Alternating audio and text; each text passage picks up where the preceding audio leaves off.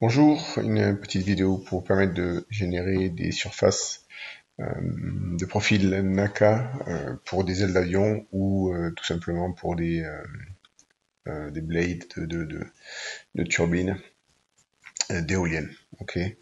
Donc l'idée c'est de pouvoir importer des points, un fichier point. Donc moi je vous conseille d'aller sur le site airfoil.com. Vous pouvez avoir tout un mix de profils NACA. Alors vous pouvez choisir, ok. Ensuite, vous pouvez venir récupérer un fichier point. Ce fichier point, vous le copiez-collez dans votre fichier Excel. Donc je vous montre ça rapidement. Alors attention parce que vous n'aurez qu'une colonne. Et pour avoir deux colonnes, vous venez faire un convertir en largeur fixe. Suivant, un fichier texte. Terminé. Voilà, vous avez deux colonnes. Vous en faites ce que vous voulez. L'idée à la fin, c'est d'avoir trois colonnes, les coordonnées X, les coordonnées Y, les coordonnées Z et les coordonnées. Ce fichier, vous l'enregistrez, fichier enregistré sous en point .txt. Et ce point .txt, il va falloir le renommer en point .asc. Alors tout simplement, vous changez l'extension. Et ce ASC va être inséré dans l'application. Donc, ici, vous partez d'un fichier vierge. On va utiliser trois applications. On va utiliser surtout celle-ci, Digitized Shape Preparation. Ok. Donc, lorsqu'on est sur cette application, on va pouvoir insérer notre fichier point. Donc, notre fichier point, il a une extension ASC.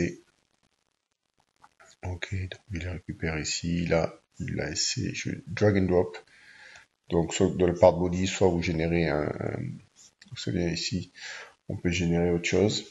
Ok, le fichier point est ici. On ne voit pas très bien, donc moi je vous conseille en clic droit de faire un Properties, de venir changer le symbole, de mettre un plus gros et de changer la couleur si vous voulez. Ok, il s'agit d'un nuage de points. Ok, donc ce nuage de points, on va le transformer en point. Donc encore sous cette application Digitize, on peut le sélectionner. Ok. Et ici,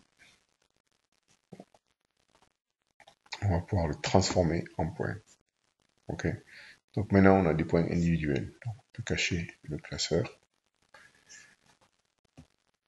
Et si maintenant, je veux générer une spline pour avoir le shape de ce nuage de points, je vais passer sur une autre application qui s'appelle Wireframe,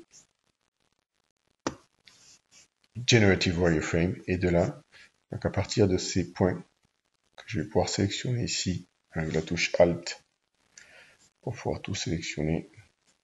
Okay. Je vais pouvoir générer mon contour et pourquoi pas le fermer, etc., etc.